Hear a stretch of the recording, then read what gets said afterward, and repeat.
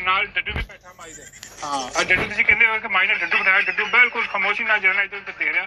वो डड्डू जरा ना वो इधर उधर देख रहा कि अपना कीड़े शेख च कितनी एनर्जी है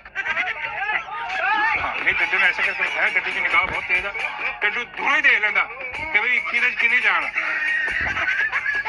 कीड़ा कट जाएगा माई ने झेल जाएगा ਉਹਦੇ ਚ ਵੀ ਹੁਣ ਡੱਡੂ देख रहा कि भाई कौन जरा कितने पानी दे विच तो फिर वहां पे एक पान वाले के पास एक साहब आए और उन्होंने कहा गाड़ी खड़ी की बाबा साथ बैठे हुए हैं तो अभी रुकी है तो पीछे से ठार कोई आके मोटरसाइकिल लगा मुझसे को 2 साल छोटा मिस्त्री टाइप नहीं होते कपड़े खराब तो गे गे कर रहे हैं मैंने जाके से पकड़े इधर आओ वो कहता है कि बाबूजी जान दो सर जी गलती होगी तो उसने कहा कि बाबूजी माफ कर दो मैं बकवास करते हो माफ कर दो खर्चा पूरा करो बताओ तुम्हारी दुकान कहाँ है उधर मैं तुम्हें लेके चलता हूँ इतने लफ्ज सुने तो बाबा गाड़ी से बाहर निकले हैं आए हैं और बड़े गुस्से से मुझे कहते हैं तुसी गाड़ी से बैठो मैंने कहा शायद गाड़ी के नुकसान की वजह से ना बाबा मुझसे नाराज हो मैंने कहा बाबा मेरा तो कसूर ही कोई नहीं आपके सामने कहते आप गाड़ी में बैठे ना जाके आप गाड़ी में बैठे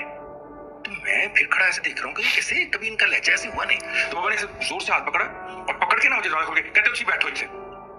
डॉक्टर साहब मैं बैठ गया गुस्सा मुझे इतना शदीद बाबा पे भी उस बच्चे पे मेरा दिल करे मैं गोली मार दूं उतर के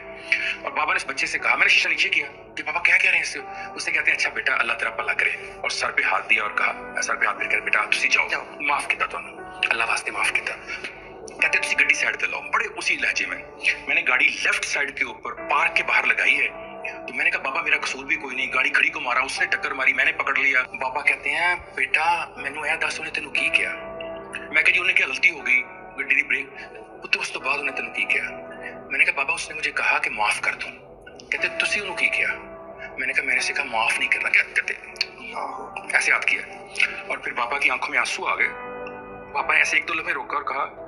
पुत्र जे यही लफ्ज तेनू तो मैनू रब ने कह छड़े अस्तगफुरुल्लाह साडा की बनेगा और फिर एकदम जज्बाती होकर कहते हैं बेटा माफ करना खालिक की सिफ्त अव्वल है और माफ ना करना शैतान के चेलों का काम और तुम छोटे से नुकसान की वजह से खालिक की सिर्फ छोड़ के शैतान के चेले बनना चाहते हो बेटा नुकसान तो पूरा हो जाएगा जब कोई तुमसे जिंदगी में कहे माफ कर दो उसे अल्लाह के वास्ते माफ कर दो अल्लाह इसका मुआवजा अल्लाह की जात देगी और अभी मैं बताता हूँ फिर क्या हुआ तो मैंने कहा बाबा कि जिंदगी में हम नेगेटिव भी हुए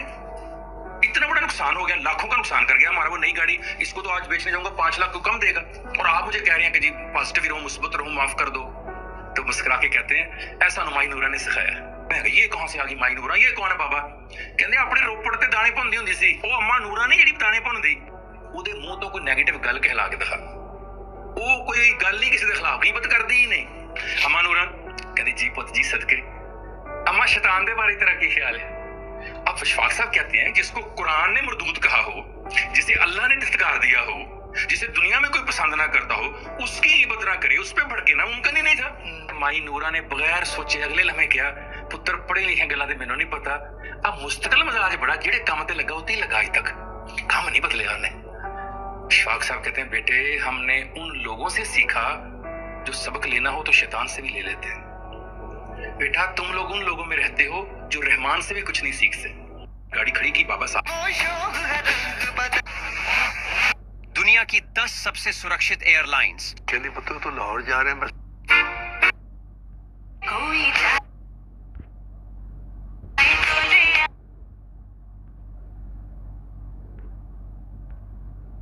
सुल्तान रईस साहब का इंटरव्यू का मुझे कहा गया कि उनका इंटरव्यू करना है आप जान तो उनकी गाड़ी में बैठ गया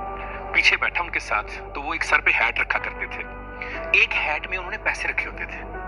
वो 1 रुपए से लेकर हजारों रुपए तक के नोट रखते थे वहां अब हुआ क्या जो ही हम वहां से निकले लारस रोड पे तो जहां जहां गाड़ियों की रुकती थी ना इशारे पे तो हाजी साहब ऐसे मुझसे बातें करते करते कोई मांगने आया फकीर आया शीशा नीचे किया देख मुझे रहे हैं पैसे उसे दिए जा रहे हैं अब वहां से ये सिलसिला शुरू हुआ और मुल्तान रोड पे जो स्टूडियो है बारी स्टूडियो वहां तक ये सिलसिला जारी रहा अब मेरे लिए बड़ी हैरानकुन बात थी कि किसी एक बंदे को देखा नहीं मुड़ के कि किसको मैं दे रहा हूँ पैसे औरत है मर्द है बुजुर्ग है बच्चा है और इधर मुंह करके मेरी तरफ पैसे क्यों दे रहे सुल्तान रईस साहब तो जब हम स्टूडियो पहुंचे तो वहां पर भी स्टूडियो के जो चौकीदार थे मुलाजिम थे उनको भी दे रहे हैं बगैर देखे तो जब स्टूडियो पहुंच गए और सेट पे गए तो मैंने कहा हाजी साहब मैं एक बात पूछना चाहता हूँ आपसे कहते हैं बेटा पूछिए मैंने कहा हाजी साहब मैंने आपको देखा पूरे रास्ते में कि आप जब सदका खैरात दे रहे हैं तो आप किसी का चेहरा नहीं देख रहे उनकी बात सुनिए 12 से 12:30 किस तरह अल्लाह कर देता है उनके कहने लगे बेटा जब उस रब ने मुझे दिया मेरा चेहरा देख कर दिया मुझे یہ چہرہ ہے اس طرح کا جس کو یہ عزت اللہ دے دے. اس چہرے والے تو کیمرے کے پیچھے بھی کھڑے اچھے نہیں لگتے. خالق نے مجھے ہیرو بنا دیا. 12:30 اس وقت ہوتے ہیں جب آپ اپنے میں سے نہیں دیتے. بس میرے استاد اشفاق صاحب کہا کرتے تھے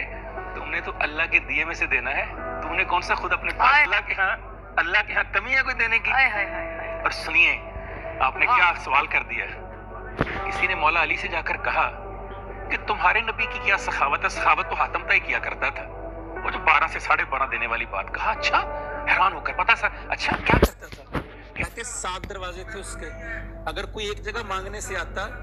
اور اسے وہ اتنا عطا کرتا کہ وہ دوسرے دروازے پہ آتا پھر اتنا عطا کرتا, تیسرے پہ آتا پھر اتنا ادا کرتا, وہ 7 دروازوں پہ آتا اسے 7 بار ادا کرتا. کبھی پوچھا ہی نہیں اس نے کہ تم پہلے 6 دفعہ لے گئے ہو. مولا علی مسکرائے اور کہنے لگے تم اسے سخاوت کہتے ہو. سخاوت میں بتاتا ہوں کسے کہتے ہیں. 12 سے 12:30 کرنا کسے کہتے ہیں. کہا کسے کہتے ہیں. کہا میرے نبی کے پاس آ کر کسی نے ایک بار مانگا, اسے اتنا عطا کر دیا کہ وہ دنیا کو دینے والا ہو گیا, لینے والا رہا ہی نہیں پا. کرم والوں سے پنگا نہیں لینا. ابھی آپ نے 60 میں کہا کرم والوں سے پنگا نہیں لینا. خالق جب کرم کرتا ہے کسی پر,